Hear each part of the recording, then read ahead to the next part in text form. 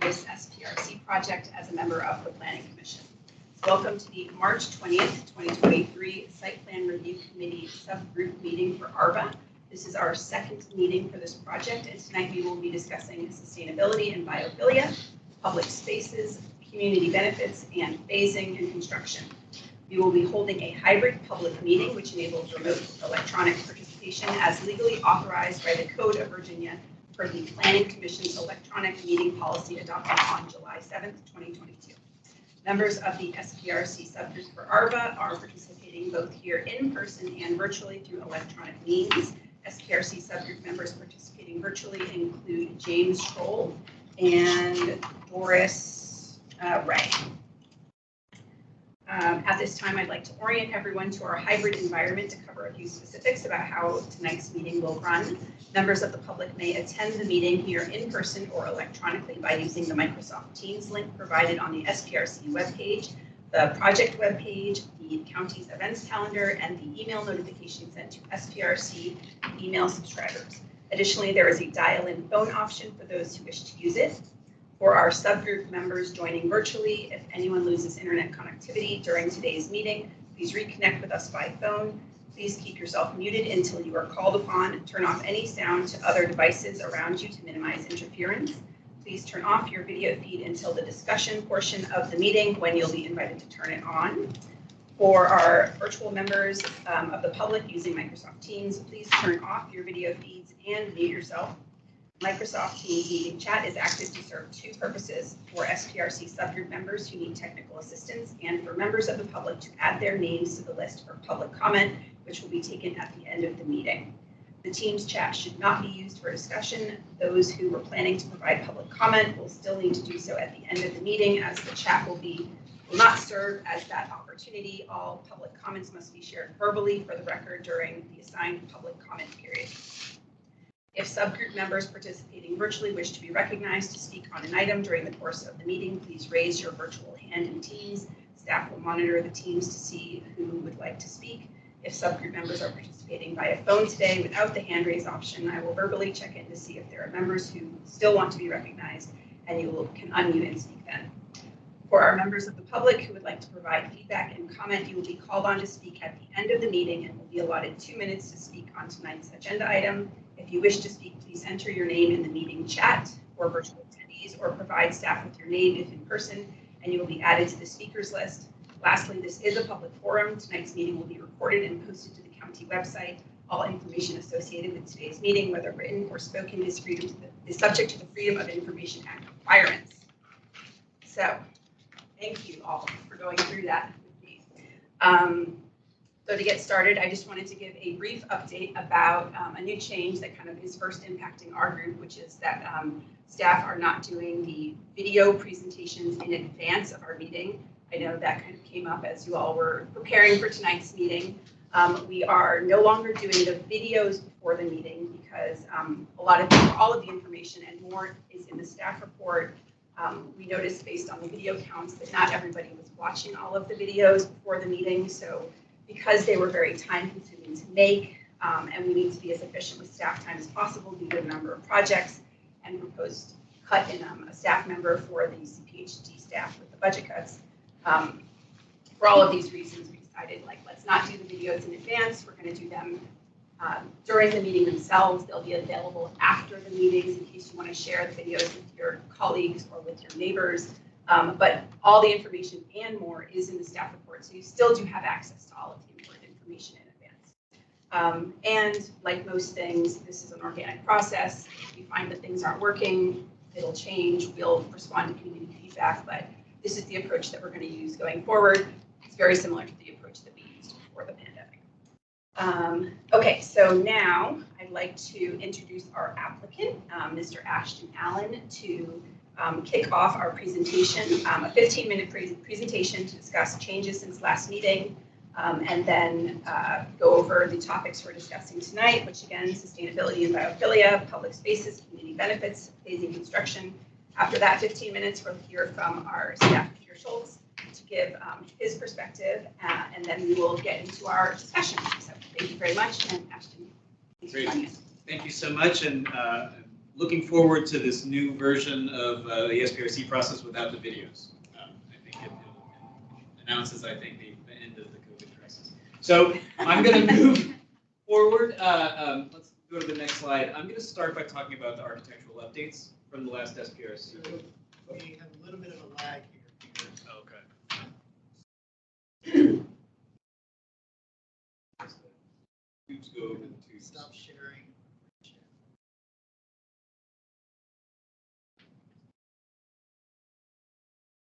I understand, Ashton, you just jumped off a train from Philly, Yes. so thank you for making that trip. Absolutely. I was sad to miss last time. I appreciate everyone's understanding as I was in part of the COVID crisis. Since our last meeting, we've had several meetings with subcomponents of folks from Arlington County and the state, and are excited to kind of incorporate some of those changes along with what we've discussed in SPRC1 into the design.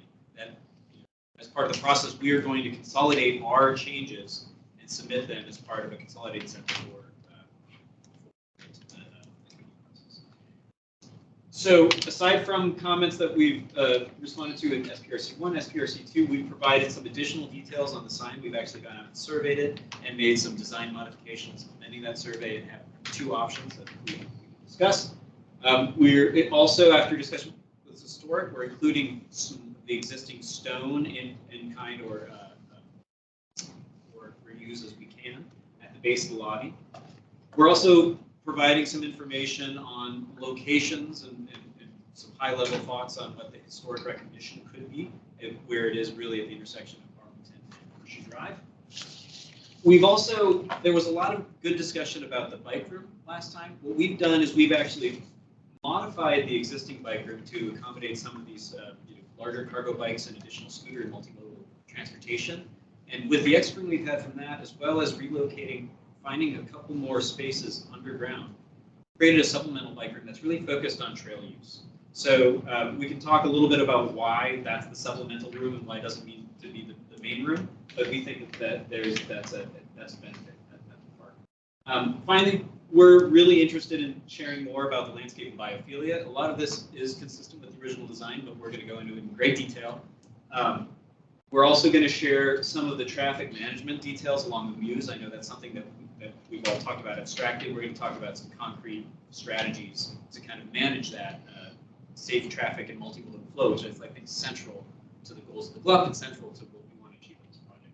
And finally, we're going to talk a little bit about the pet area details, as well as kind of the reasoning why this is the right location for it on the site. So with that big introduction, I'm going to move through the images before and after very quickly, and we have a lot of information in the appendix to talk about it. But this is essentially before where the ARVA sign was in the lobby. Going to the next slide.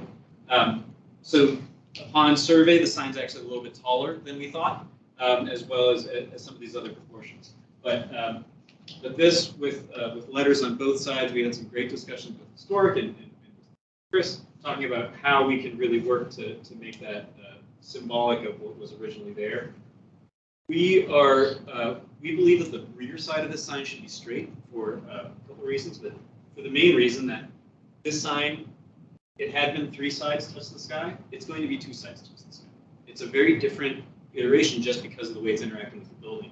And in the next image, you'll see the sign with the rear crease on it. But before we change to that image, I just want to talk about some recognition of opportunities for historic recognition here along where the trail kind of culminates at the intersection of Pershing. If you go to the next slide, you'll see that jump back and kind of this tension between the back side of the sign and the building as it pushes close. If we pull the sign further out from the building, it'll start to encroach over the property line. Possibility, but we think that it's better to, we're recommending the previous option, where we're kind of keeping it within its bounds. And let's keep going. So for the bike room, one of the things that we talked about is making that more active. And one thing, if you jump to the next slide, transforming, I think, the kind of presence of that, which is something we've done on a couple of projects here in Arlington, but I think we've had a lot of success with an activated bike room where, again, now with the different program and the more space in there, there's actually the ability for it to be a space. It's not just storage. There's an opportunity for residents to be able to set things up and kind of have that active feature, so it's a piece of the really active program. Let's jump to the next slide, which is the view that's floating over the Muse. Again, here was that bike before. Let's go kind of to after. Those larger windows here. The other thing you see, again, not rendered brilliantly on the screen, but hopefully if you got a chance to preview before, there's more detail on the pet area here. And really, in terms of kind of the biophilic strategy along the frontage of Wayne, the south side of Wayne for the foreseeable future is parking lots and building sides. And when we looked at turning, basically it would have been 2 apartment frontages facing Wayne, they were kind of alien within the neighborhood. And it felt like these kind of lonely blocks. And we thought preserving this kind of softened edge was actually a better urban strategy, kind of continuing, that language that's in front of Washington Lee and keeping it along here. Another update you'll see here, but barely again because of where this is, we have some zoom ins more is some of the traffic management strategies. And finally, the supplemental bike room that I talked about, which we'll see in section when we come through the Muse, which is basically converting what were 4 parking spots here into a bike room that's really primarily serving the trail.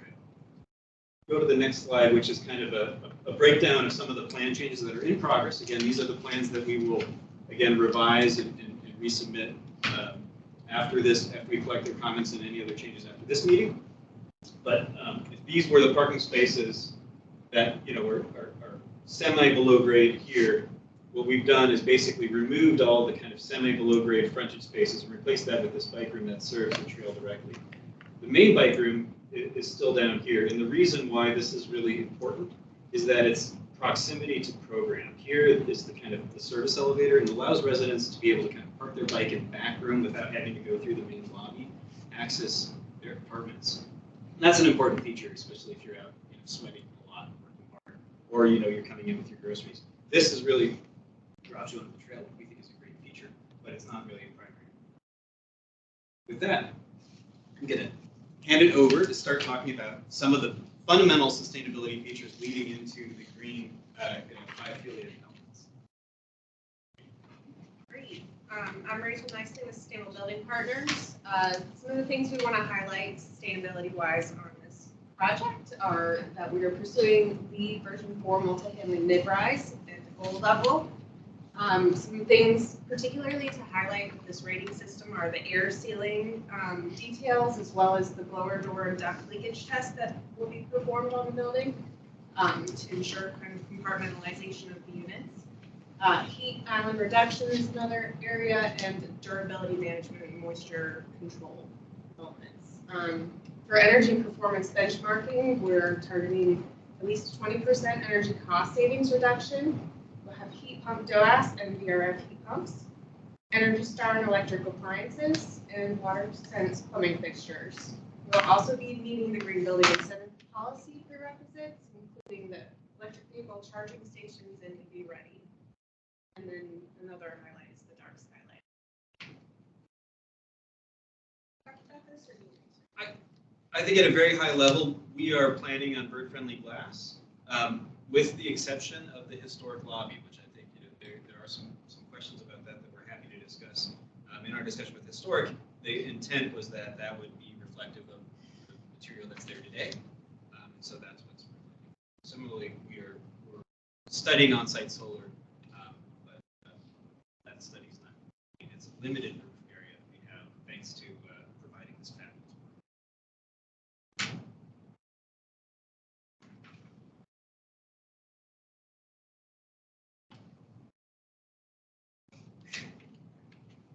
I guess, this will transition to Gabby. The big story here, I think, to kind of set the biophilia story, is the major transformation of the site from really a parking and hardscape dominant site into a planting dominated site. And I think that was the big goal of the GLUP. And I think this diagram really shows just the kind of big picture story that's moving forward. Yeah, this is helpful. Thank you, Ashton. My name is Gabriela Canimar-Clark. I'm with Landscape of Land Design.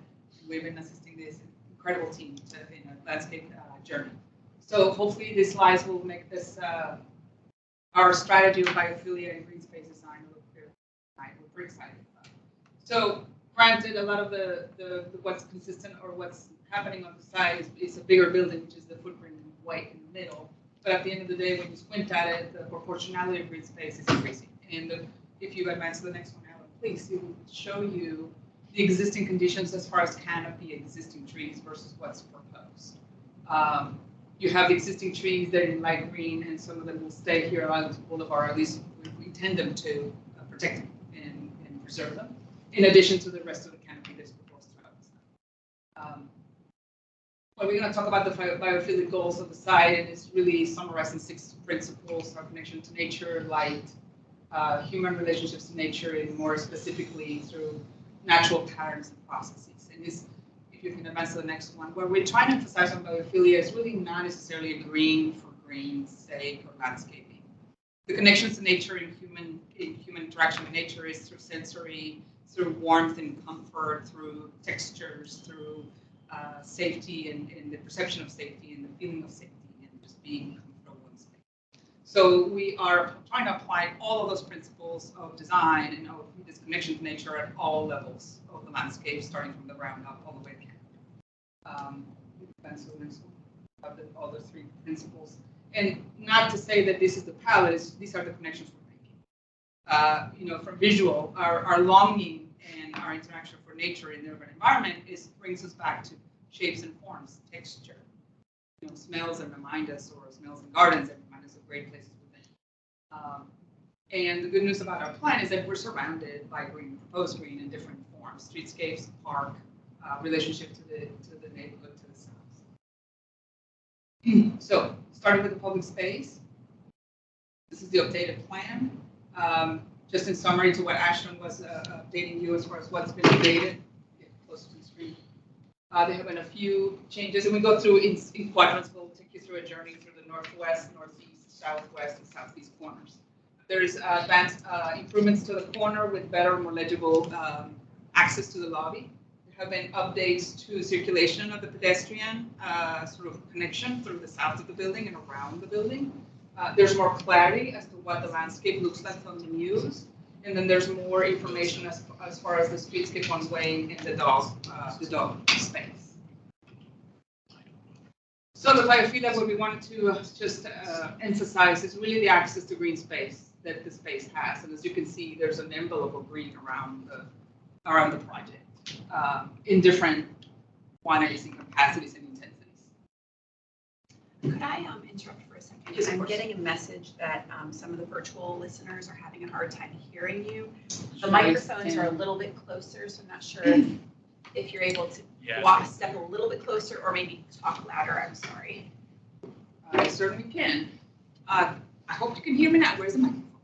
Yeah, they're these little. I think they're the circle things. Yeah. Okay, I'm happy to try. And certainly raise your hand if you can't hear me. So starting from the northwest portion of the plan is really the open space, which we started as with a framework, but we know that this is going to go through a community input process. So for now, what we can say is that this is trying to establish a framework of a plan that would incorporate large plant beds, that would incorporate native plant materials, surrounded by streets on both sides, layers of places where it's softscape and hardscape where people can gather, and ultimately offer flexibility of use for the day-to-day, somebody passing by, taking the bus, taking pass to the bus, or on a weekend event, like a special event of some sort. And try to, really, as I stated before, all of those principles of biophilia, just really building up from the ground up on this space. On the next one, on the southwest corner, which is basically populated by the dog area in the streetscape, this has, like Ashton said, is softening our west edge. Across the street, there's a parking lot. So this is starting to activate that frontage. And there's a buffer between the usable dog space, which is the area in pink, in units next to them. It fosters interaction, social interaction. It does provide places for residents. There were some questions about usage control. So there will be fob control or gate control for the residents. And then there's a heavy buffer. I apologize for this print. It's a little dark, but you can see in plan view there will be a buffer between the units and the park itself. Thank you. There were some clarifications that were asked of us last time about how the pedestrian and vehicular environment starts to meld together as the muse transforms into the arcade, where this connection goes under the building and then kind of goes all the way to Arlington Boulevard. And we were trying to make it as clear as we could with the color coding, but basically the access comes from the muse from Wayne coming in at 1 and turning into the drop-off area. For the few residents that have to park under the sort of that south arm of the building, there's that purple differentiated paver, which is multimode traffic. Other than that, it's a pedestrian sort of very legible connection where it's pedestrians only in a shared use, curbless environment until we get to this area where the vehicles are going to be queued to turn on the day-to-day. The northeast corner is anchored by the corner plaza, which has gone through a little bit of a transformation or a refinement based on the comments we've received from all of you. There are more desirable sort of paths from the public transit to trail and the bus stop across the street all the way sort of to the lobby. There's less sort of circuitous circulation, even though it's still multi-pronged and very immersive into the landscape. It's landscape dominated as opposed to hardscape dominated in an effort to bring, again, more biophilic sort of elements to that corner. And then, of course, there are all the visual connections to and from the building and to and from the lobby that needs to happen in that location. Another element that we were exploring is to provide and reinforce this commitment to service the bike users for the shared use path. And so there could be a place, and we have not finalized that. I think there's many things that still need to be studied, but a station or a repair station like this to be located near the lobby, but in the plaza or more close to the intersection. However, there will be some signalization that we need to study for it not to conflict. Just want to do a 2-minute time check. Yes, ma'am. Southeast corner is where I introduced by saying that we've committed to make that connection from the private sidewalk all the way to the public. There are trees to remain, and the clarity between the proposed streetscape through the trees to remain in Arlington Boulevard. We're going to go quickly through the cross section so you see the improvements, the initial submission on Arlington Boulevard, and the current design with the berm and additional landscaping from the units on Arlington Boulevard. On the Muse, the previous initial submission and how we've managed to increase the landscape in front of the stoops of the units to create a little more immersive environment for pedestrians. This is a little further west, and the same thing. We also try to illustrate that there's a garage below. That's why there is a certain limitation to what the landscape can be in providing adequate soil volume from larger trees. That's why there's a limitation in the landscape. And then this is the full-on grid ice design. Community benefits, and this is Matt's part. Thank you. So I'm happy to touch on this real quick. I think we've talked a lot about it already. So just very, very briefly, the project does have to earn some additional units over and above the base, which is really how we achieve both the height and the maximizing of the density Love study called for. We can walk through ultimately what we're proposing in terms of benefits, but you've seen a lot of them tonight. We'll probably be financing the on-site park space construction after the future charrette. Wainwright Road, the sort of trail improvements there is really a huge one for this project. That includes all the things Gabby just walked through, the micro-mobility hub, opportunities for the bus stop improvements, historic plaques in that plaza area, and so forth. We have talked about the fact that we'll be achieving LEED Gold certification. Affordable housing will be provided on site as part of the club contribution through this project, and a couple others that we could certainly walk through. But those, I think, are really some of the big highlighted items for us. Actually, one thing I do want to note, if I might, we did get asked last time to explore both north and south protected bike lanes. We think we can get that achieved on both the north and the south. So that's going to be in there for our community benefits package as well. Don't really need to harp on the VDOT coordination. We have had that discussion. It's in process. VDOT ultimately needs to agree to what's happening out there. This is their right of way, but I would say I feel very comfortable saying in principle, we have that, yes. It's just a matter of process at this point. I'm going to skip ahead a little bit to phasing and construction. We can come back to what the park ultimately looks like, but candidly, as Gabby said, we're kind of leaving some placeholders for that. Just to touch on it, the site won't be phased in terms of the construction. This will be a single project, essentially running through demo, horizontal and vertical construction, and ultimately at the end, the landscape and hardscape. We do anticipate probably shutting down the sidewalks along Wayne and Pershing throughout that process, but that's ultimately something to be discussed. That's sort of our initial take on it.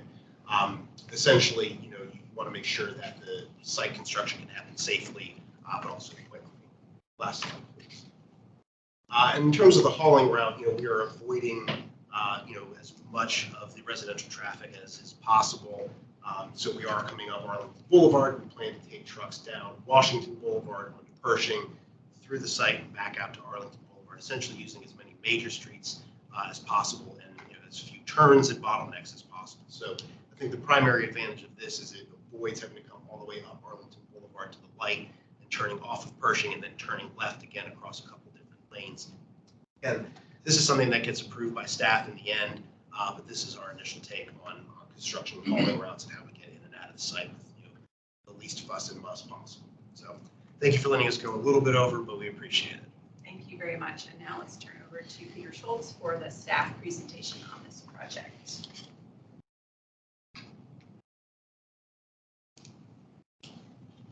Okay, let me fast forward to, we know what our agenda is today.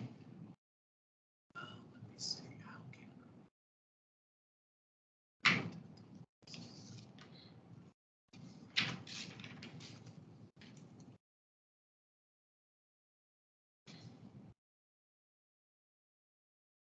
sorry, I don't.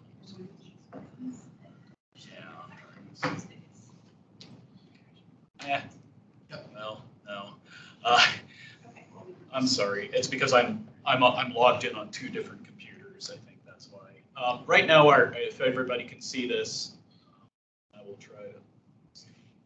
You can also pop out the presentation on a bar on the top. And in fact, maybe I will try to see. Peter, do you want me to share the staff? Actually, yeah, if you could. Yeah. It's on the web page. Downloaded it this morning. Okay. Yep. Right.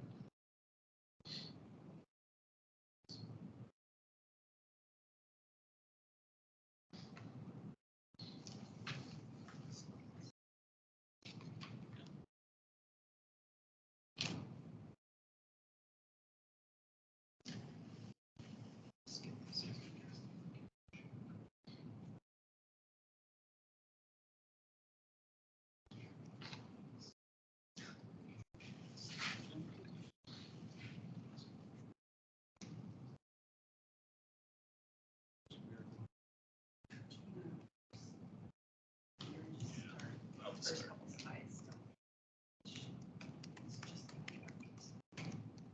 Yeah. There we go. Thank you. Yeah. Go ahead to process to date, the third slide. Just reminding everybody, this is the SPRC number 2. There's a little lag time, but today is our second SPRC. We've had an online engagement period between November 22nd and December 5th, and then we had our first SPRC on January 23rd, where our main discussions were architecture and transportation.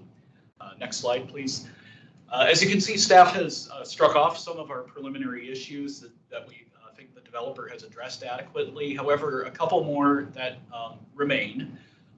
The issue of above grade parking, which I will discuss in a couple minutes, and can there more be done for sustainability or biophilia? And I'm particularly thinking maybe green roofs, as we see in so many other projects today. The next slide, just to give staff's response on their design update, we are happy and pleased with the further refinement of the design that they've done, including reuse of the vintage stone veneer foundation and the revised ARVA sign concepts. We still have to get around the fact that the study document does say on-site parking should be provided below grade. And should limited above grade parking be considered appropriate for the retail or retail equivalent businesses, it should be carefully screened. So the study document was pretty unequivocal about the state of parking. There is an exception possibly for short-term parking for the retail, carefully screened. And I will say the developer has worked with us to screen, but we still recommend that any parking be moved below grade. And if revised designs to come with the revised 4.1 as we go through the commission process in the coming months. Next slide, please. Staff would, at the very least, highly encourage closing that garage entrance there and removing those, I believe those parking spaces, there's a second level underneath that goes under the mews. We would highly recommend, and if you could point to the bend in the L, that all be pedestrian. You know, past the bend of the L of the shared drive, you have the L drive that kind of goes between Pershing Drive and Wayne. We would highly recommend that just all be pedestrian beyond that point, and at the very least close that separate garage entrance there. We think otherwise some of the design issues have been successfully masked, but we still have the language of the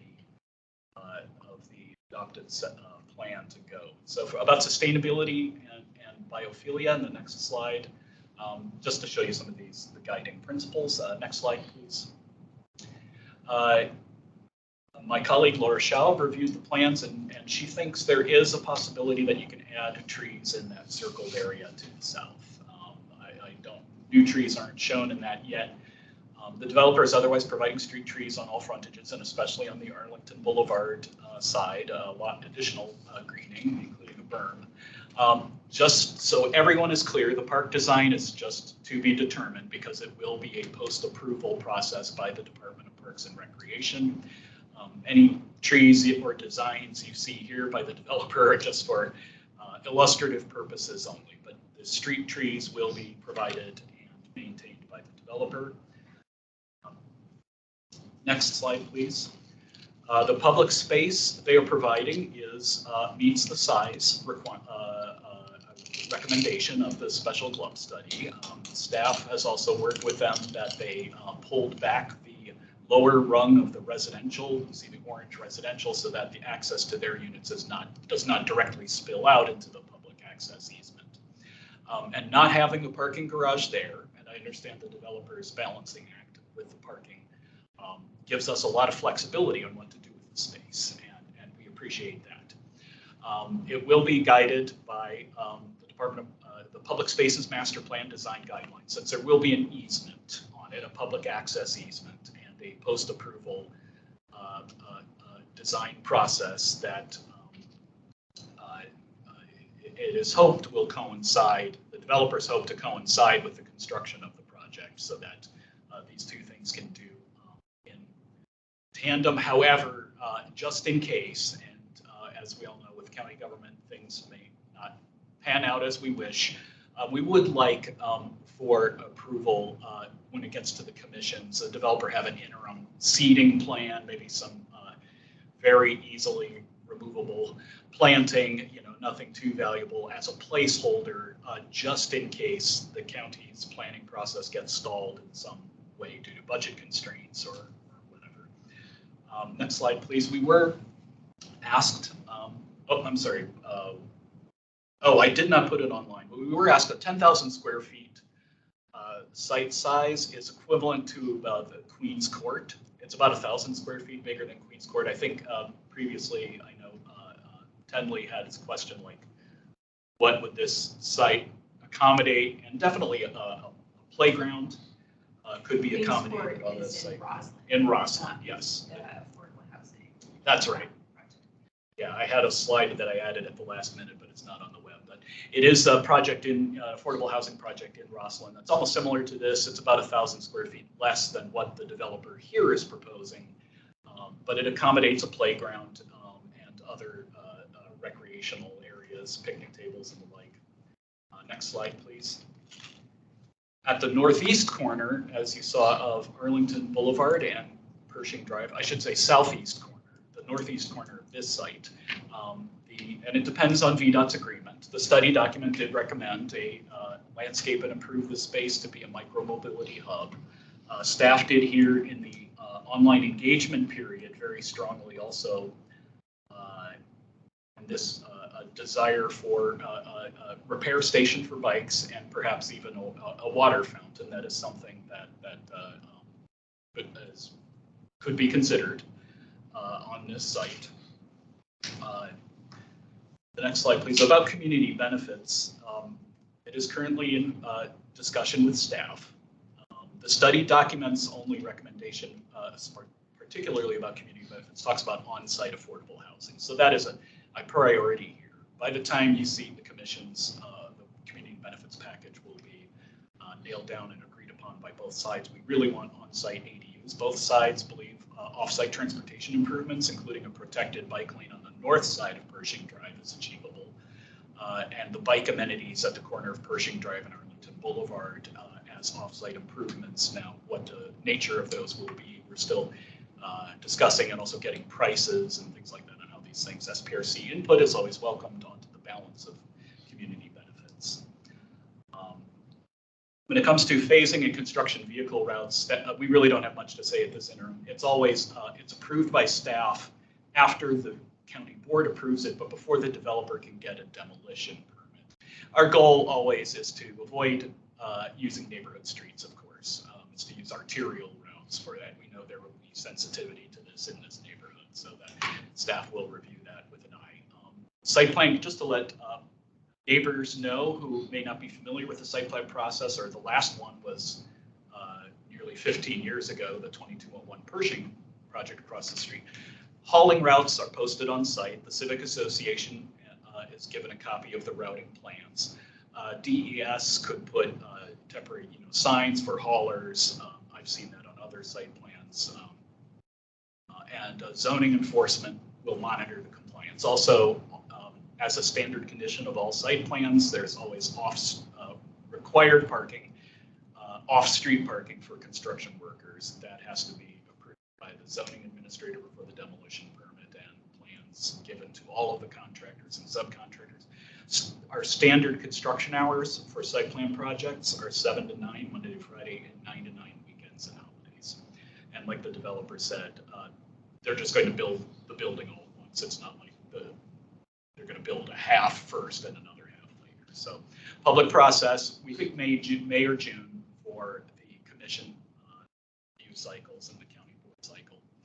We are here, we're anticipating this will be the last SPRC meeting. Thank you, Peter.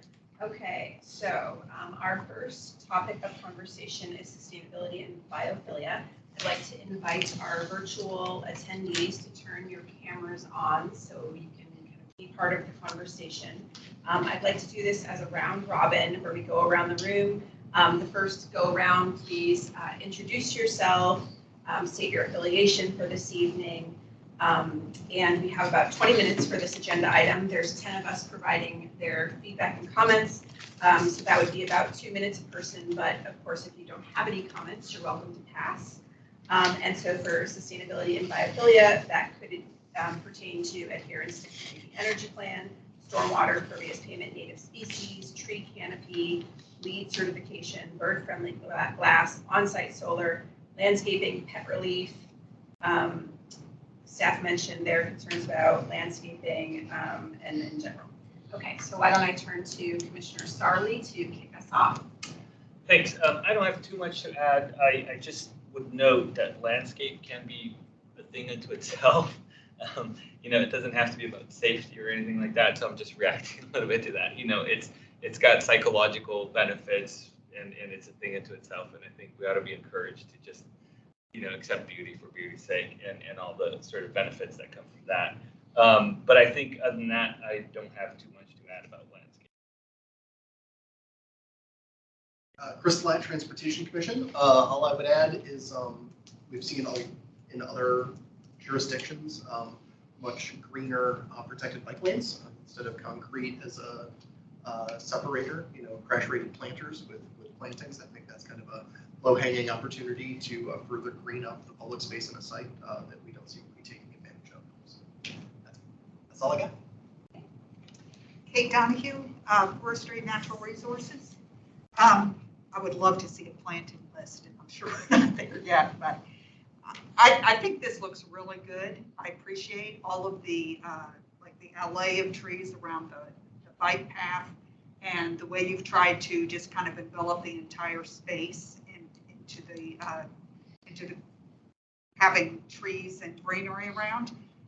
Specifically, what I would encourage is wherever you can put a large canopy tree, do it. We see in a lot of times, we'll look at a space and it's like you could put a white oak there and someone wants a dogwood, and it's just because it's flowering and it's pretty. And I'm like, but when it comes down to that area, especially because you've got Arlington Boulevard and the heat island effect, it gets hot here in the summer for the bikers, the pedestrians and everything else. The more you can have shaded sidewalks and that kind of thing, the better. Also, to go back on what somebody was talking about in the last meeting, as many pollinator plants as you can get. They're beautiful. We're very fortunate in this area that we have a lot of gorgeous native plants that we can choose from. We don't have 3 species and that's it. So yeah, I'd say just have a blast with that. And my biggest thing would be the canopy trees. Kate, David had emailed me in advance and had made points about bird-friendly glass. Do you want Yes. to raise that as well? Yes. While we're here? The bird-friendly glass is very, very important. I know that that we tend to think of it as needing to be higher up, but we really need it kind of everywhere that we can get. And I understand that you're saying for the lobby area. I don't know if he was commenting on that. I did not see that. But the bird-friendly glass would be just to have that become standard with all of these buildings throughout the county is very important. And I like the dark sky stuff too. Our birds are under an enormous amount of stress. My name is HLRB. Not too much to add, just kind of want to piggyback on the comments around the pollinators. That's a good point. I guess in terms of the bird-friendly glass, I think that it'd be interesting to discuss that further with sort of the historical nature of the corner area for the double height at the lobby space as well. I'm Aaron Schutz, and I represent Lyon Park, and I live a block away from the site. I agree with Kate. More trees. We need more trees. Lyon Park has been decimated in the last decade or so. So we'd love to get a few more back. My only other comment to add is with the dog issues. I think there should be a double gate, like most dog parks have, so my dog doesn't run out when your dog comes in. But also, if the dogs aren't coming from the elevator down into that park, they're going to exit the complex in some other place and pee there. And then they're going to walk around and pee on the fence coming into it, and my dog's going to pee on your fence too, right at the dog park, because then you get in a turf war about pee. So, so don't expect anything to grow. That's just the reality of it. There's a ton of dogs in the neighborhood already. You guys are bringing in 250 dogs or whatever the ratio is. I assume it's a 1.0 ratio. That's about right for this area, yeah. Not legal in Ireland.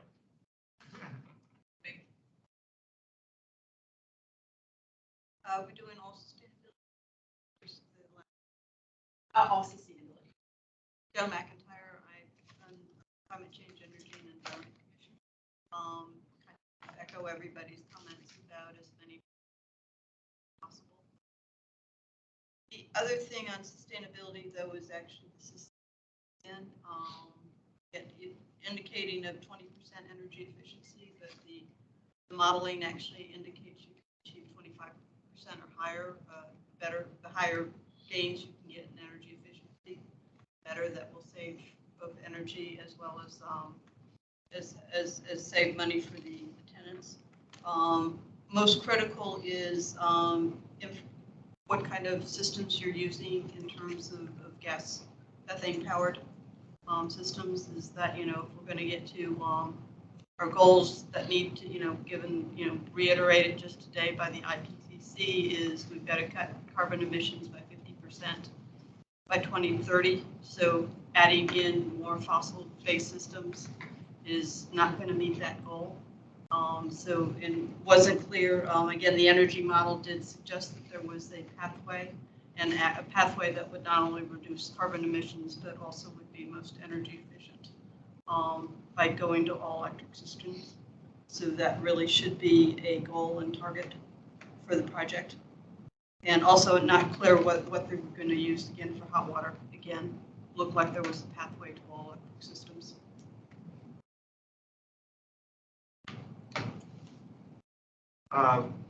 Adam Rasmussen, I'm from the Park and Recreation Commission. I'm also a Lion Park resident as well. A little bit farther in, but so I mean, since the park is a separate process, I don't have a lot obviously to say about that because there's no point in pointing it out now. I do echo the points about the canopy trees, which I'm assuming that the park will be in a better position to handle those canopy trees. And so we'll make sure that that's part of the park planning process. And then the native pollinators. That's all I have. Great job, those. Oh, I'm sorry, one more point. I'm glad to see that you're going to be, as a community benefit, make sure to add a couple of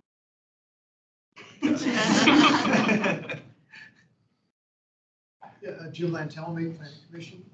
First, I want to associate myself with my fellow commissioners at the table. I agree with their comments. I think that since it doesn't look like a roof is going to be amenity space for the tenants, it should either be a green roof, because that really helps a lot with heat island effects. If it can't be heat, the only alternative would be solar panels up there, and I know you're looking at that. One or the other or both, but let's use that roof space rather than just having to be stones and asphalt. I appreciate the changes. I like the berm along around Arlington Boulevard. I like that it's not too high, that it's not going to be making hidden spaces people can see across it. But it's a good addition. Very happy with that. Yeah, I think that's pretty much it. Definite improvements from the last version. Thank you. Commissioner Schroll on video. Thank you, Madam Chair. Mr. Roberts, a couple questions for you. The first is picking up on Commissioner Lantelme on the on-site solar that you're looking at. I'm wondering if you could speak to the applicant's current analysis and thinking about whether you might put an array on site, and if so, kind of the rough size of that array. I mean, candidly, I think it's probably worth looking at it, but I don't harbor a ton of hope that there's space on the roof for a system of any meaningful size. One of the things that I do, the other hat that I wear in the land use world is getting solar farms approved. So this is one thing that's near and dear to me. But I would say that it's one of those things that talk a little bit about it, Ashton, in terms of the roof space and what we're actually doing up there relative to other amenities that you might typically see. So I might turn it over to Ashton for a quick word there. I'm happy to jump in. There are significant amenities on the roof surfaces. So on the upper roof, there's a roof deck. There's a significant number of private terraces. And there's kind of pre-roof story. The majority of that surface area is used for that use. The upper roof, there are going to be some mechanical equipment for the VRF system that's support that's going to be within an enclosure. On the outside of that, the space that remains is it's in the thousands of square feet, the 3,000 to 5,000 square feet. So in that the available area is not meaningful. It's a really big move. So again, we're still studying it. The green roof falls under that category. Again, I think it's something that we would aspire to be able to do, but I think that at this point in the process, it's not something that the focus is kind of on that amenity space, the terrace, and those resident spaces. We'll add, Okay.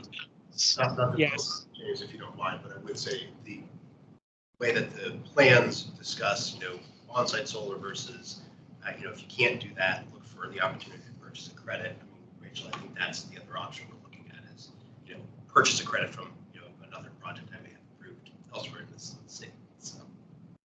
Yeah, so that's helpful. So still hard to hear, folks. A reminder, if please speak to the microphones. But what I heard was not meaningful space, looking into recs is sort of what I heard.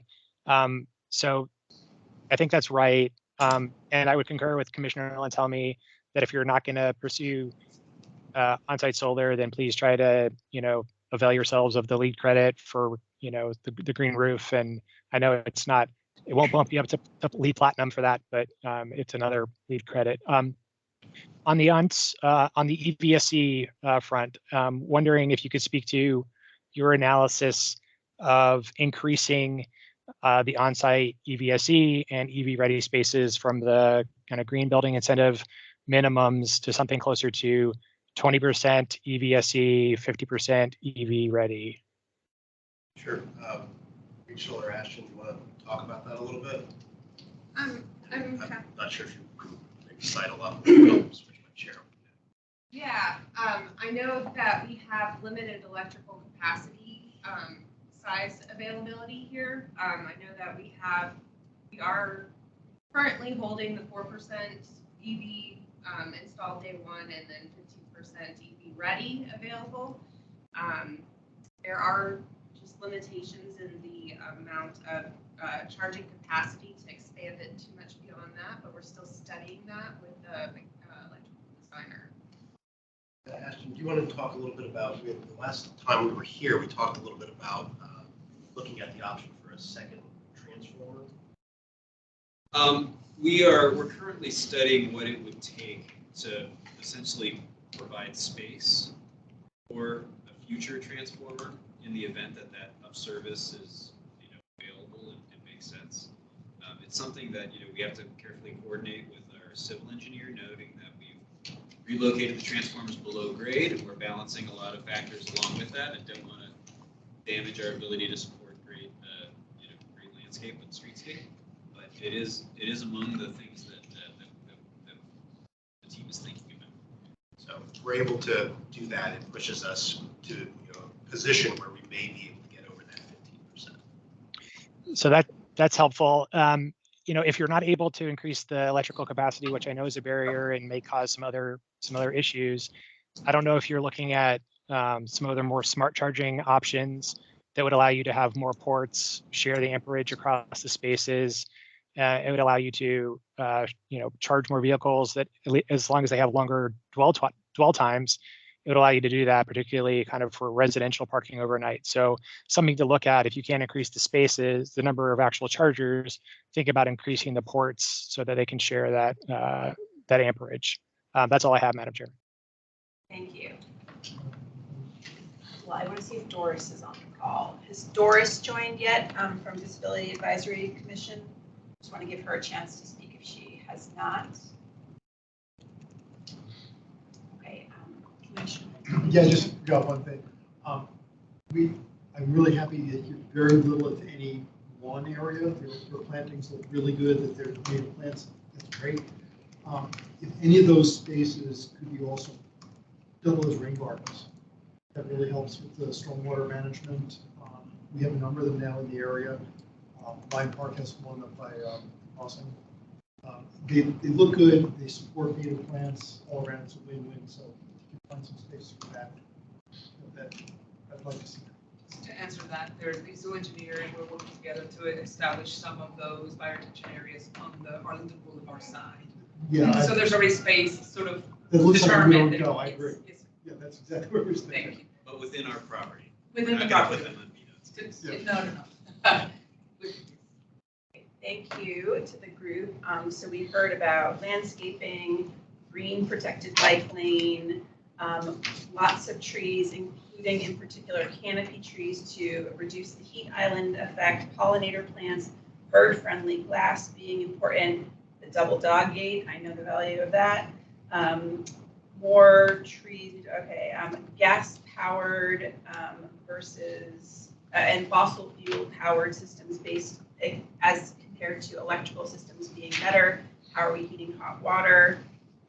Roof amenity space using solar or having a green roof or heat island effect, and on-site solar and EV. Does staff or the applicant have any responses to any of the other issues that were just brought up or that I just went over?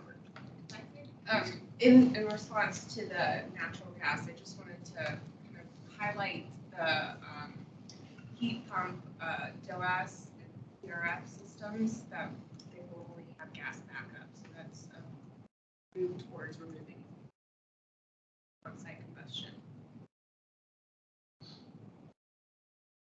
I mean, how often would the gas backup expected to go on? I would invite my colleague Jim Torek on the call to respond to that. I'm sorry, the audio is not very clear virtually here. Can you repeat that question? How often will the gas backup be used on the DOAS? Not often, just low ambient temperature. It's when that air source heat pump just can't operate. So once you're down around 10 degrees Fahrenheit, 0 degree Fahrenheit, somewhere in that range, your auxiliary is going to kick in. But above that, you'll be predominantly heat pump.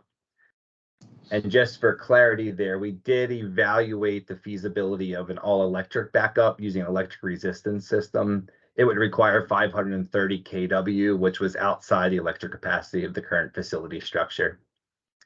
So it was evaluated, and we're still evaluating to see if there's anything else we could do there. But right now, gas makes the most sense. How about hot water systems? Similar narrative. The current basis of design is condensing boilers, so we are an all-gas system there. In-unit electric storage, based on our evaluation, it was actually a higher carbon system, short and long term, based on our forecasting. And then the electric capacity limitations were challenging. We're still evaluating heat pump, and we're looking at the option of like future proofing and doing a electric ready future system. Given all those demands, bringing in the extra capacity of electricity seems like it would be a smart move. And then if you're going to do that immediately, why not go ahead and do it all electric? Yeah, that's a great point. Do it first. It's the right thing to do, honestly. Great, thank you all. Peter, did you want to add anything? I don't have anything to add. Okay, thank you.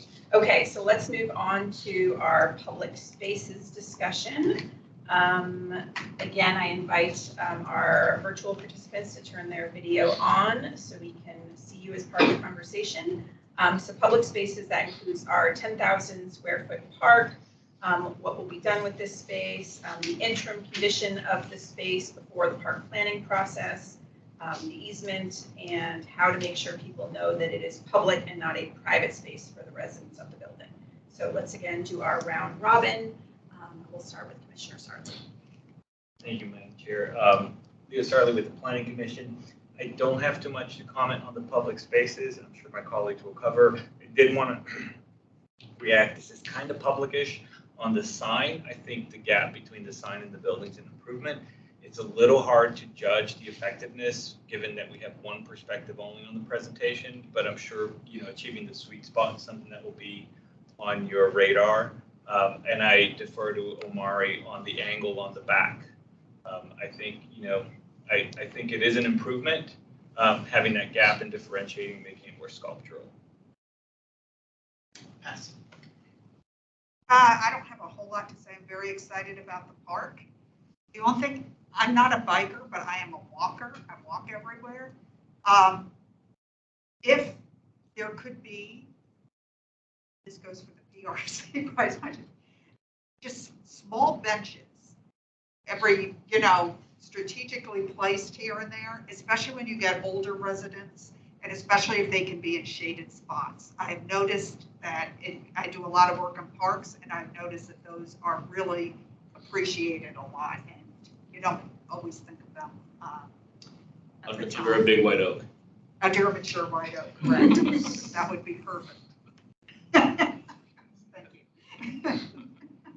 Marty Davis again. Just want to say thank you for public space wise, for allocating spaces or potential signage sort of along that public plaza area. Very, very good spot for it to be. Makes a lot of sense. It's very, very public sort of. And also, it's sort of in front of where the actual sign currently is, and sort of where will lobby as well. Thanks for that. In terms of the sign, again, I think great. I kind of want to go in and look a little bit further at sort of the angle versus non-angle. I don't have an opinion on that right now. I think the overall the sign improvements great.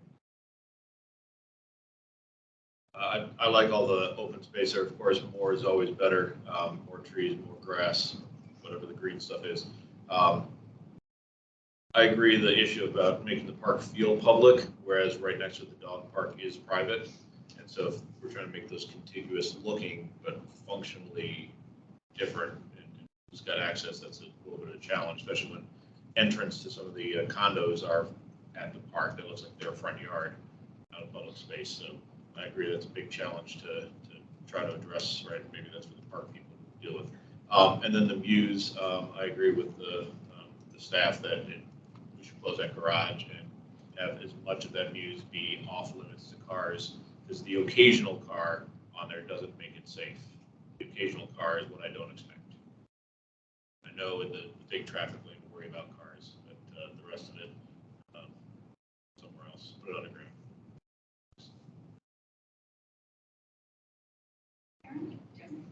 And not a whole lot on the open spaces, again, echoing trees, plants. I think about kind of creating small, more intimate spaces. I think, when they did the public spaces master plan, that was the keen interest that people wanted, were kind of small, informal gathering areas. All that will be determined as they go into the planning process for the park itself. If I can follow on that, so small, intimate areas versus like a playground. Yeah, I mean, and there may be, I'm sure there's room for both in the community and the neighbors have their ideas for it. But yeah, yeah, and please feel free to provide feedback about what specifically you might want to see in that space. If it was a playground, would it have to be fenced? I know there's lots of unfenced playgrounds in Arlington. I know personally, I've chased 3-year-olds to the streets. I think it depends on the age. Walter Gonzalez from the Department of Parks and Recreation is online if we have any burning questions. I'm thinking adult-sized teeter-totters and carousels. Slide Walter from is the here. second. Slide Yeah, from the pool deck. Walter, I saw you turned your video on. Anything to add, Walter, or? No, just wanted to reiterate again that the public space is subject to design post-approval design process, and we'll solicit feedback from the community. And as Peter mentioned earlier, the renderings you saw of the public space on the applicant's presentation is just for illustrative purposes. Thank you. All right.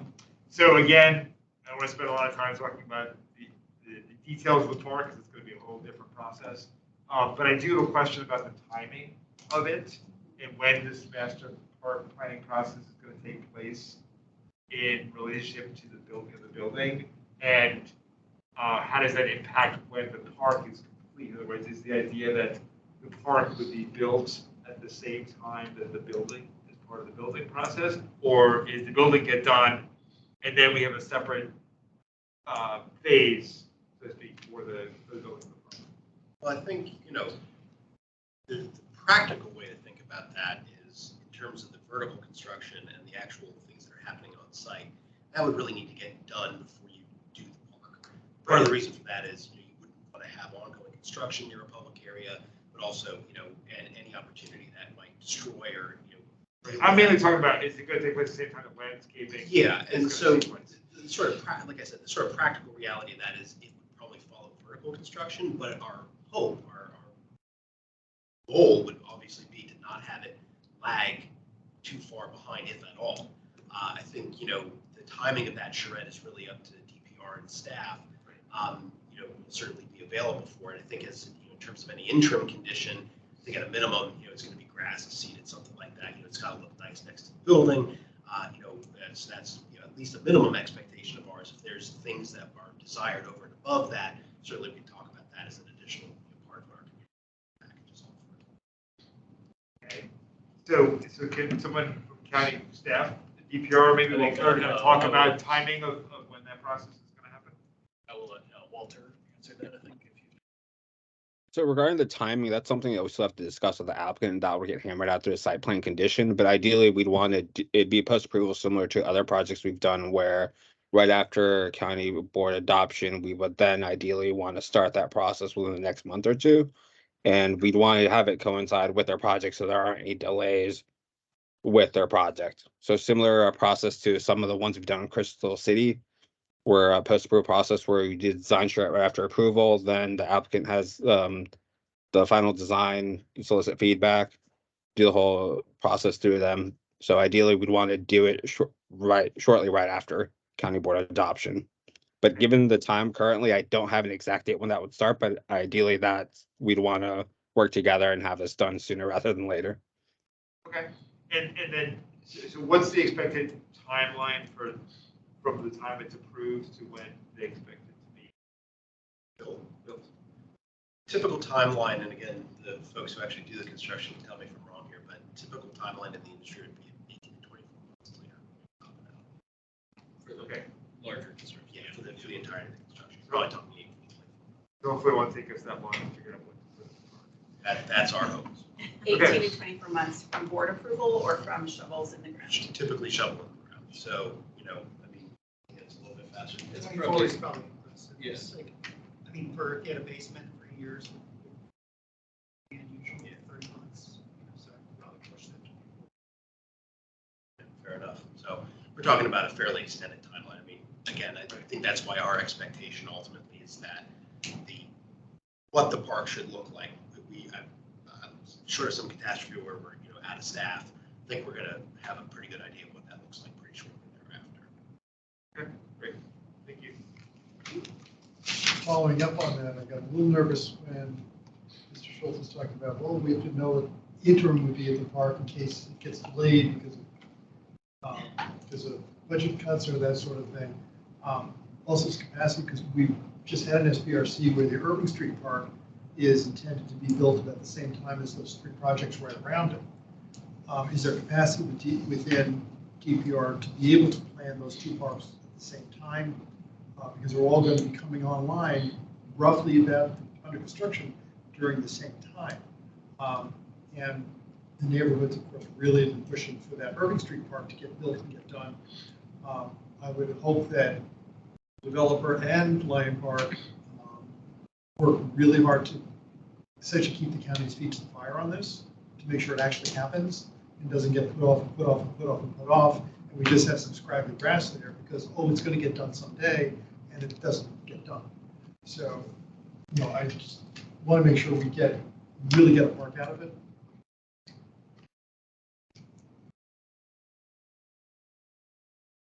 Say the developer could help that case by offering us money for design, but maybe not. Well, you can't, not to jump ahead on the community benefits, but candidly, our expectation is either we're finding the cash to build it. I think that's a very clear expectation from the club study, formed our community benefits analysis. Okay, and Commissioner Scholl? Thank you, Madam Chair. Just would like to associate myself with Mr. Schutz's comments about the ingress, egress, and the parking, and his concurrence with staff's position on that. Thanks. We have Doris on the line. Doris, have you joined?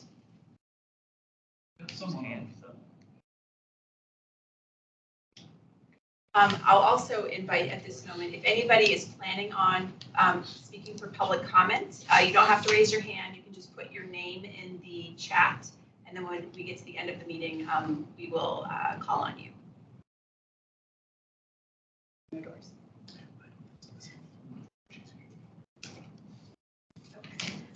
So we talked about for the public space, what the public space may look like, but that'll be a separate planning process.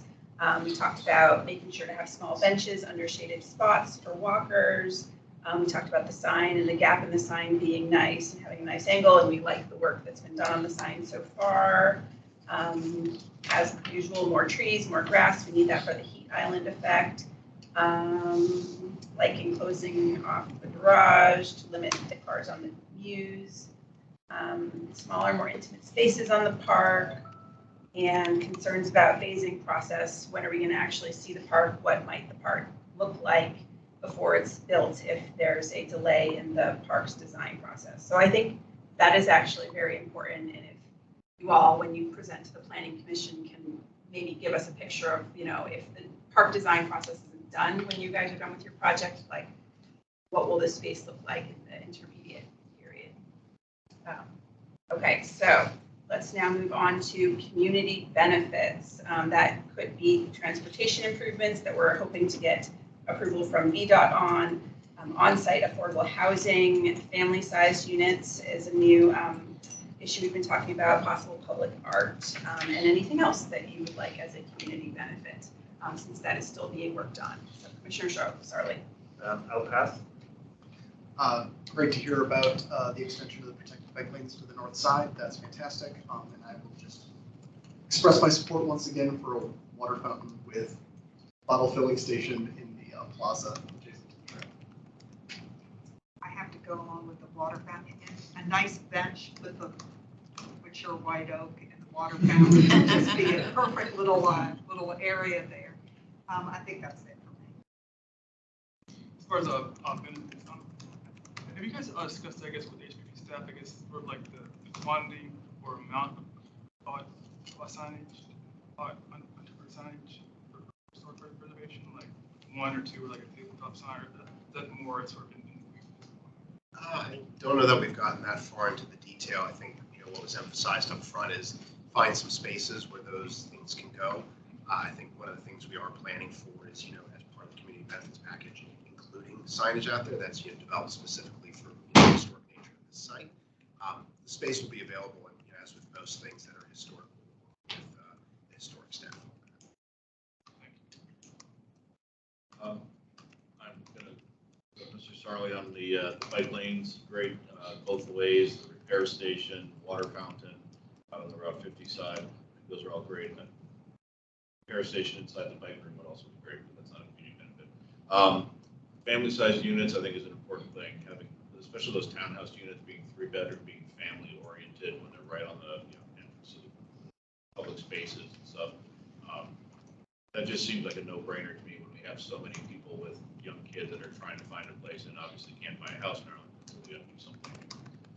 8th floor is not as nice as the so if you're gonna get those, not just for affordable units, but for everybody, the 3 bedrooms. I know they're maybe not as profitable, but say that's a benefit. Pretty much concur with everybody else's comments. Just one question, getting back to the cost of paying for the cost of the park. So I heard it was mentioned that as part of the community benefits, you could pay for the park, but then you said something a little bit earlier about it wasn't quite clear whether you'd be actually paying for the park or just for the kind of basic setup. So can you clarify exactly what you're committed to in terms of the cost of building the park? Sure. So I don't know if I don't have the final number in front of me, but remember exactly what we're carrying with park construction?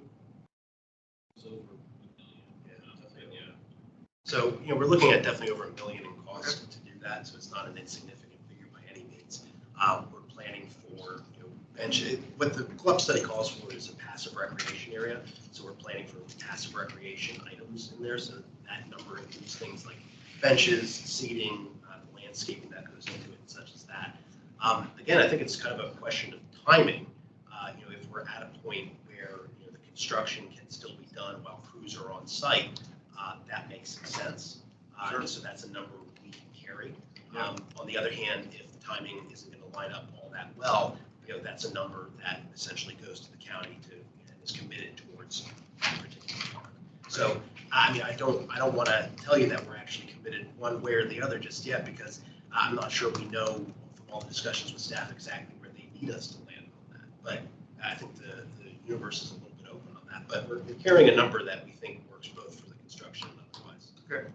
All right, just noted that we really should try to make sure that process on time so that disruption financially makes sense, time to make sense. Yeah, I concur with my fellow commissioners about the transportation improvements. Also like the addition of the second bike room. That is closer to the trail. The county's really upgraded that trail. And I think that's going to be, will be developing into a major commuter route. So I think that this is something that's going to really be a huge amenity for this building, this development. So having that additional bike space is a great idea. So thank you. And Commissioner Schroll. Thank you. Concur with Commissioners Lantelmi, Slat, and Mr. Schutz, and some of the other comments around the table. Thanks. Thank you. And Doris is still not here. Is that right? I don't know. Okay. I didn't get an email from her. Thank you. All right. So community benefits. We really like the north side protected bike lane. We like the transportation improvements. All those are very nice. We'd love to see a water fountain. Like the signage, want to learn more about what the signage will look like. So it would be great to hear about that at the Planning Commission meeting. A repair station for the bikes would be a great benefit. Affordable units on site, including the family-sized units with 3 bedrooms. Lots of interest in hearing the details about what is going to be included for the park, the cost of the park, the design, knowing all of that. And I think that's it. Okay, so that's it. We are actually ahead of schedule. So now, phasing and construction. We went through that slide really fast. Would you all mind pulling it up just so we can, maybe if you can take 2 minutes to just go over it, since we didn't get to earlier in the evening and we're ahead of schedule, and then we'll go around the table and kind of make our comments about that. Actually, when we pull it up, I want to take a moment to show a little bit more detail on the sign, because I know that the question came up regarding the backspan. This is on the left is kind of a redacted survey of the sign as it is today. And the point I was making in the original presentation is that because of the height of the building, it's a 3-sided profile against the sky. With the building as it is, it's going to be a 2-sided profile against the sky. So in the next slide is showing with the backspan, and from a design standpoint, it's creating kind of an unnatural tension. And I think it still carries forward all the fundamental character of the sign, but I did want to clarify it to the group here and be able to talk about it, just because it is a difference from the sign as it is today.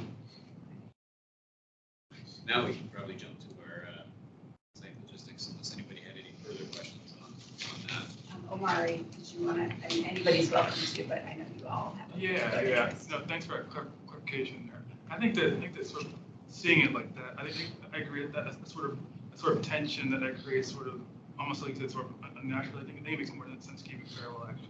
I think it's a cleaner design point of view. It's not the same as it was, but design-wise, it makes more sense that cleaner profile there on this. There are other things that we're doing. We're recommending kind of taking out this weird little haunch that it's probably not part of the original plan when they stuck it up there. Probably not. No. Does the county have any limitations on signage in general? Like most buildings don't have billboards. Yeah, that's why I've already had the developer get in touch with the zoning staff, the sign experts over there to hash out. Fortunately, if the sign is above 40 feet, above the grade, that actually gives them a little more flexibility than if it was lower than 40 feet. But we're gonna get back, now that they have all this alternatives, go back with the zoning, circle back and hope that this will be okay. Yeah. I can see it from my house right now, but I won't be able to see it. You won't be able to see it in the future. Unless you put it up. I think that might get the attention of the Fort Myers. Yeah.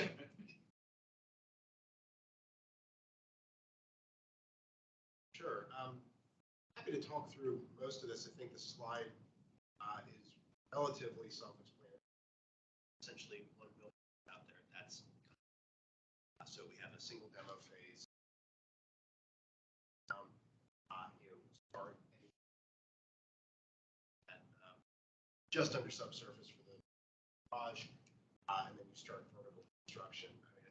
For the overall timeline for one, probably somewhere aggressively at 24 months, but 30 months probably for the time that you're in.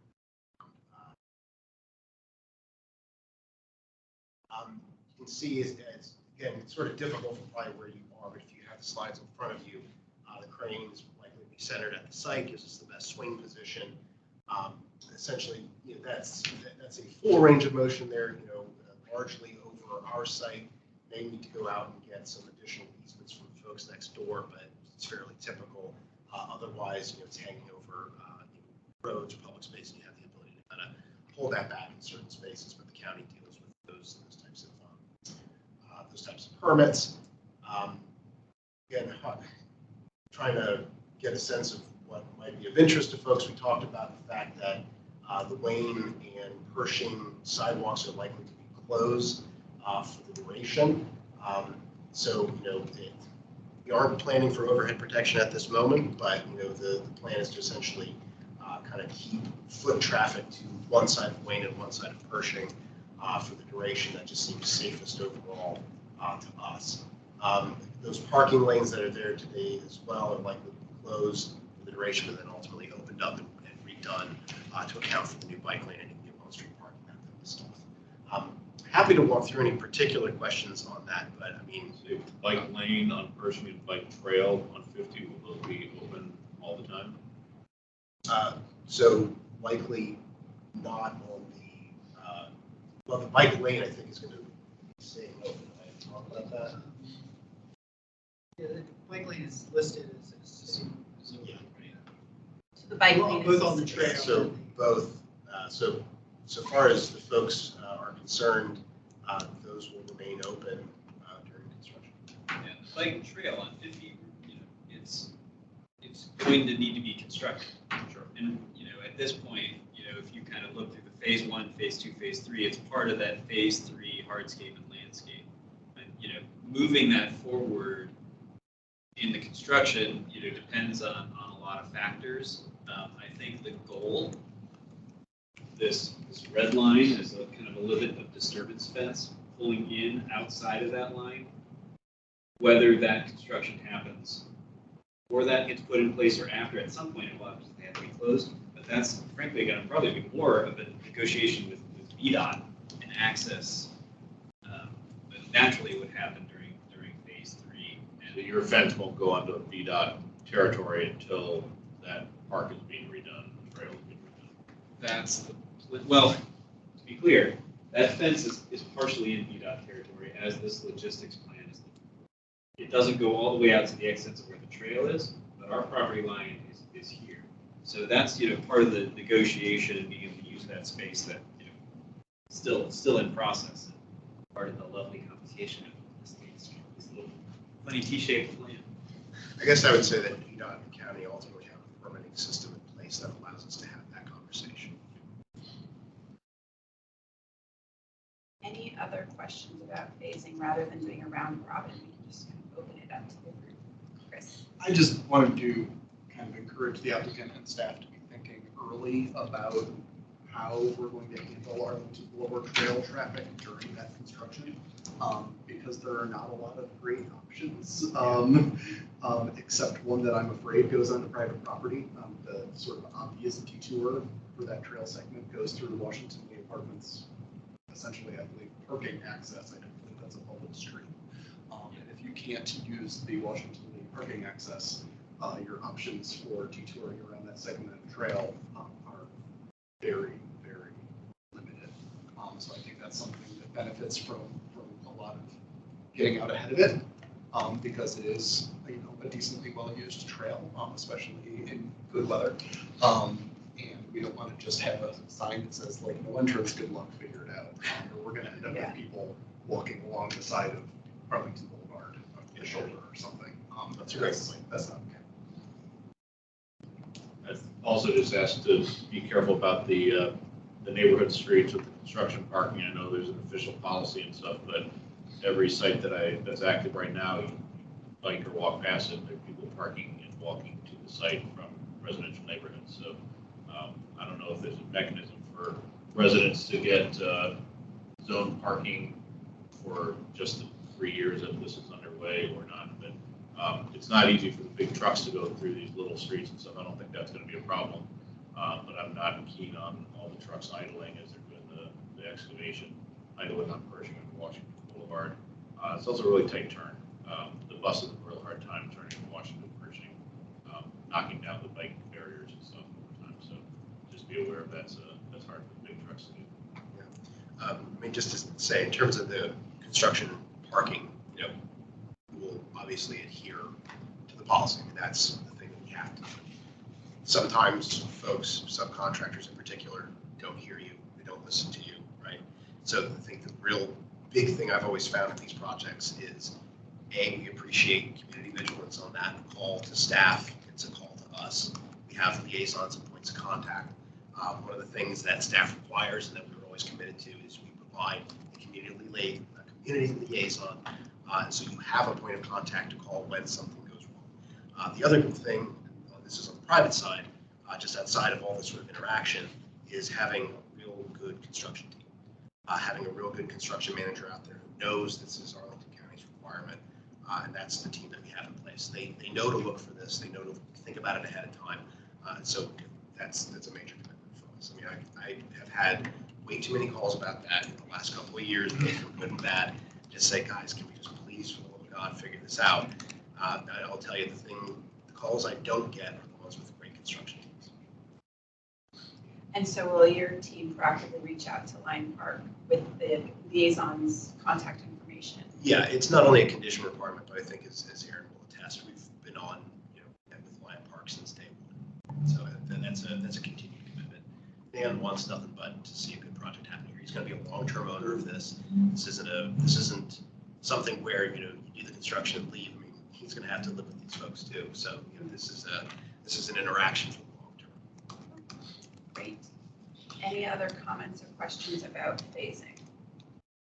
Just one other thing. I would just make sure that you, if it's possible, limit the amount of time, I guess, that the hotel is vacant, between vacancy and demolition. That sort of between time can be a time for vandalism and other things. One property in my neighborhood is vacant for probably 3 or 4 months, not a ton of time, but in that 3 or 4 months, things got really kind of ugly with vandalism and different things. It's going to keep that in mind. Yeah, that's appreciated. That's a great point. All right, so. Are you taking questions from online viewers? No, but we will have public comments at the end of the meeting, so you. Okay, thank you. Okay, and put your name in the chat, and then when we get to public comments, we will turn to you. So there is no chat. I raised my hand. Oh, there's no chat. Okay, well, we will write your name down. Yeah, we see you, thanks. Okay. So actually, if you do not see a chat and you are a member of the public who wants to comment, please raise your hand because we will be going to public comment in maybe 10 or 15 minutes. So you can put your hand up now. We got you down, Mr. Byrne, too. Commissioner Schroll, did you have any questions about phasing or construction? No, Madam Chair. Thanks. It's all been covered. Perfect. And did Doris end up joining yet? Okay. So now I'd like to turn things back to Peter Schultz to go over any and to remind us what are outstanding issues from staff's perspective that we will hopefully see movement on between tonight's meeting and the Planning Commission meeting in May or June. Just to summarize again the remaining issues, I do want to say the developer has worked very hard in making a nicely designed building, and I think we're satisfied with how we were satisfied all along with the step backs and the general design of the building, but I think it's even better now with the changes made to the sign and the historic lobby. So I will thank them for that. But however, any above grade parking though is really going to be, I would say tough to justify based on the language of the special glove study. So I would ask the developer again to look at anywhere, what the area that I recommended before that they look at, or any parking that pokes above grade. Although they did do a good job of mitigating the externalities caused by the above grade parking during these design iterations, we still just have the special glove study to work with.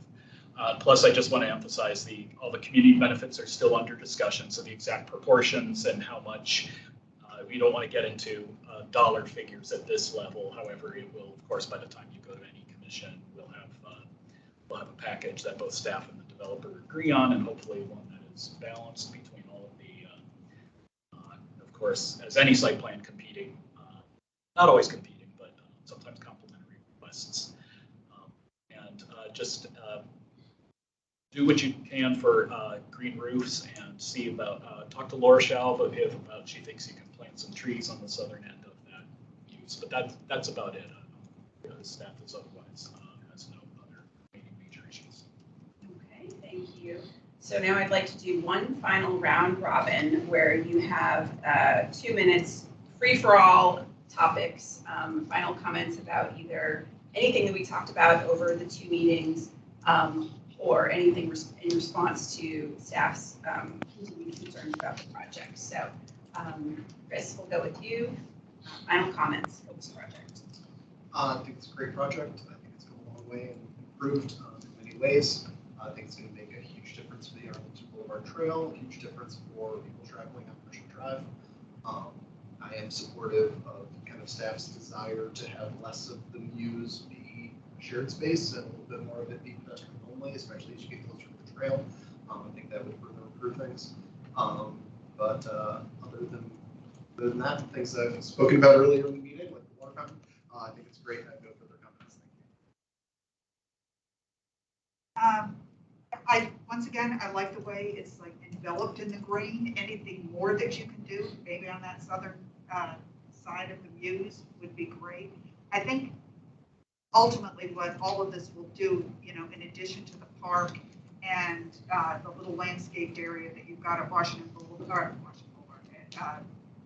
Boulevard and Pershing, is this, we have so many older buildings in Arlington that are just kind of plump there.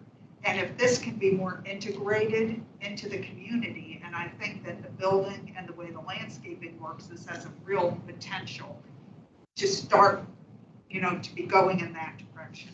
And I think it's going to really make just the overall ambiance of Arlington is going to be so much nicer if we, be pushing in these directions on projects. So I appreciate all the work that you have been doing. Not too much to add here, just thanks for all the progress on towards next steps here. Yeah, it's a real nice project. I'm looking forward to it being done. But in the meantime, I still have a lot of issues, as Mr. Schultz said, with the retail park, or any of the parking being at grade level. I think the retail parking, it's like a little parking lot. That's a lot of space for very little parking spaces by the retail area. It's a really inefficient use of space, and I'd love the retail to be actually expanded. It's like 0.5% of your total floor space is retail. That's not really a mixed use facility. There are 100,000 feet of residential. So I'd love to see that little bit go away, all of it parking underground, and expand the retail a bit. I like the new bike room. I'd love to see that bigger. I still think that makes more sense. I understand about the utility service elevator for dirty people. But one big one over there just makes more sense to me. And also, if I push to expand retail, then I'd also push for that bike room on the park to be not there, but over by the trail. I'd also like to push on the traffic circulation issue from the site. The desired is to come in off of Wayne and go out onto Pershing, but not everybody is going to Route 50 immediately after. There are at least 100 cars a day coming from the next door Washington Lee apartment complex that go through the do not enter sign right by my house. They're going other directions, and exiting down 3rd Street, they're going to just add, 100 trips a day into the neighborhood where I've got lots of neighbors with young kids walking the streets. There's no sidewalks on most of these streets around here, so kids are playing in the street. And we just want to really have the design of the entrance exit to be just not even letting people consider turning down 3rd Street. So whether it's pork chops or angling the drive or something, in and out on Wayne, right in Pershing, really should be a design parameter for that. Otherwise, it's a very nice project. So I look forward to you guys coming next month to Line Park and tell us about it. Yeah, seems to be a very good project. Again, I would strongly encourage the developer to actually go all electric from the startup. That's the right way to do it.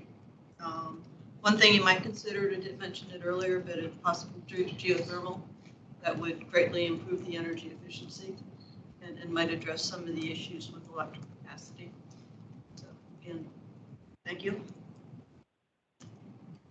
Again, I echo the same comments. I think the project is really good from the start. It's really improved. Looking forward to the park planning process when that occurs.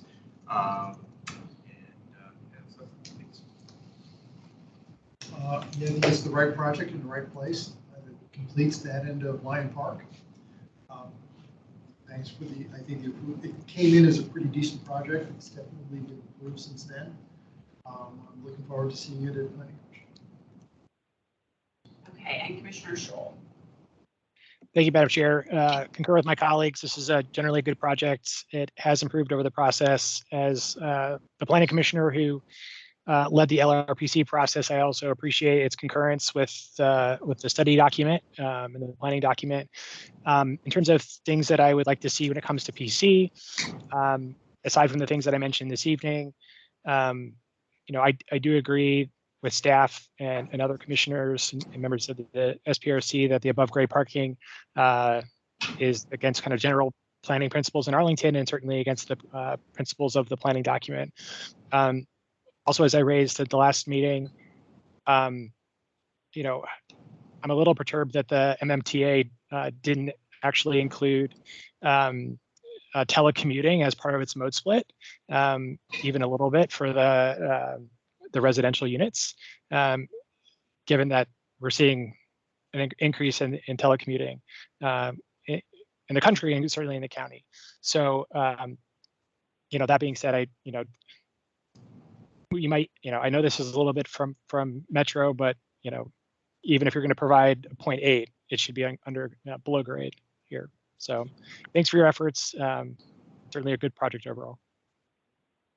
Thank you, Commissioner Schroll. Okay, so before we get to our public comment, I just want to mention the next steps, which is that this project, staff and the applicant will continue working on these final details. Then it will go to Housing Commission, Transportation Commission, Planning Commission, the County Board, Parks and Rec as well. We're looking at May or June timeframe, though I'm told probably closer to June, unless we can sort out some of the details. You are welcome to attend any of these meetings as public commenters or as commissioners at those meetings. You're also welcome to send written comments by email to any of the commissions or the board about your opinions on this project. And that's that. So can we figure out how many people we have for public comment? Cedric, how many people do we have? Looks like we have 3. Start with Margaret. She's better. Okay, so Margaret, you have 2 minutes for public comment.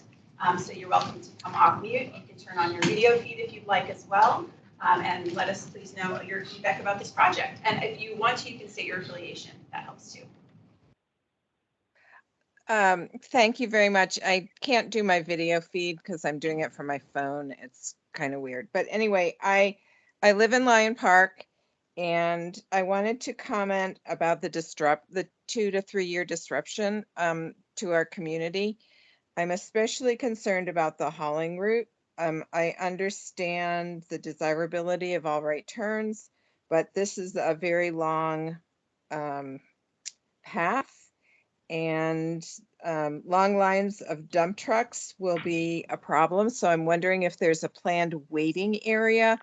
Like, Pershing is only one lane unless you take away the parking areas, which there was some discussion tonight that you might be doing that. And I do think it's important not only to have the phone number for the community liaison, but also the phone number for the zoning enforcement folks. And one suggestion to you is that you coordinate with Arlington County Police to use their emergency notice, email and text to notify when the street is going to be closed. The intersection of Pershing and Route 50 is used a lot, and it's a problem if you get up there. There's no place to turn around, so it's a problem if you get past Barton Street and then the road is closed. So thank you very much. It was a very interesting meeting to attend, and I will look forward to attending another one. Thank you, Margaret. Who's our next person? Next person we have is Mr. Byrne. Okay, Dr. Byrne, there you are. Your 2 minutes start now. Okay, this project has too little biophilia. While there are a few small plant beds on the roof structure, there is no green roof. The structure instead can much instead of turf and wood decking, which will create stormwater runoff. Add a real green roof. Mowed lawns are not biophilic. They support few pollinated birds and other wildlife. Replace all lawns, including the lawn between Arlington Boulevard, the bike trail, and the building, with planting of native shrubs, ground covers, and perennials that support pollinators. That entire lawn should be gone. To plant few or no pollinator ornamental. Don't plant any very few wind-pollinated ornamental grasses and sedges. While the leaves of such plants feed and shelter some pollinators, plants and insects pollinate, attract and feed far more. Replace the area that may be designated for above grade parking with a green space that containing native plants and wood pollinators. Plant native vines that will hang down from the roof and balconies and climb from the ground on trellises. All plants should support pollinators and be native to Northern Virginia. To conform with the County Board's monarch pledge, plant much common milkweed, Asclepias syriaca. This plant grows well in all Arkansas natural areas. Monarchs prefer to lay eggs on this milkweed species. For vines, plant climbing milkweed. All tree trenches and sidewalks and elsewhere should contain common milkweed and other plants that support pollinators. Elevate or place low fences around the tree trenches to protect plants from trampling and dogs. Increase the size of the open space of the public park. Select plants for the parks. Don't rely on the county's landscape algorithms to do this. Most of the plants don't have very much of no milkweed and very little pollinators. Please, we need to plant these landscape sheets in the 4.1 submission. Please provide these so we can testify on that the planning commission. Without those landscape sheets, without the landscape sheets show trees, but do not show shrubs, pollinated plants, or anything else, or small plants. Please add this. I appreciate your feedback. Okay, and our third public speaker. And our third public speaker is a call-in. If you could please state your name for the record. If you're affiliated with any group, please let us know as well. Thank you.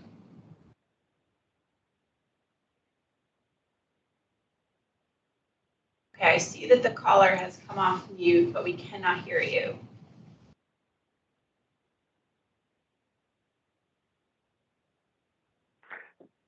$703. That's Doris. Oh, hi, Doris. Oh, hi, Doris. Okay, great. Well, you're an official SPRC participant, so if you don't need to have maybe like. Can I talk? She's not a public speaker, but Doris, the meeting, we're just wrapping up, but we do want to hear from you. So do you want to take a couple of minutes to give your thoughts on the project? Yes, I would. And by the way, I thought I heard you say something about me, but when I did raise my hand, but I got confused. So anyway, yes, thank you, Madam Chair. I would like to say first that I think this is a very needed project, and the location is really quite good for people with disabilities, and I'm looking forward and hoping to see that the applicant will select on-site affordable units, and I think that will be one important community benefit. I also, though, wanted to say that I am concerned particularly with the plan to dedicate a large space to micro-mobility devices, and I think the disability community would prefer to see a better plan for making the sidewalks more accessible so that you can get to the public transportation that is available near that site. And it's doubly important because not only is there the Arlington Boulevard line, the 4A line, which I understand to be now operating. I'm not sure whether the plan is correct in saying it's not operating now, but I'll defer to the people who put that in there. I thought it was reoperating now. But also the 4B line, which you cannot discount because the 4B line at Pershing Drive and Barton provides access directly to the subway at Courthouse, and it is really an important transit line because it takes one up the hill. So for both seniors and people with disabilities, making sure that the path of travel is accessible from the ARVA up to that stop at Barton and Pershing is really important. I'm concerned also about the trail or road that is going to be used both by vehicles and pedestrians because I think it could present endangerment. And going back for one moment to the parking site or corral for micro-mobility devices, just to say that there has been a traditionally since the last 5 years or whenever, when we started having micro-mobility devices in that neighborhood, a real problem with people riding them on the sidewalks, and those sidewalks there are very narrow right now, and they're still going to be narrow, and making barriers for people with disabilities, both wheelchair users and mobility device users, as well as people who are blind and vision impaired like myself. So I would like to see more improvements in transportation than using that as a station for micro-mobility devices. And I guess the last thing, I'm not sure right now what the provision is for accessible units, but I would hope it would be more than the 2% prescribed by the building code, and that would go along with the affordable housing plan as well. So thank you for this opportunity to give these comments. I'd be glad to answer any questions.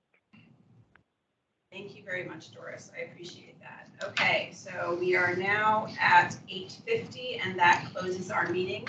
I appreciate all of your involvement in this process so far, from the online comment period to our 2 SPRC meetings. I think you've made some progress here, and we'll see a little bit more work for Planning Commission as well as the other commissions.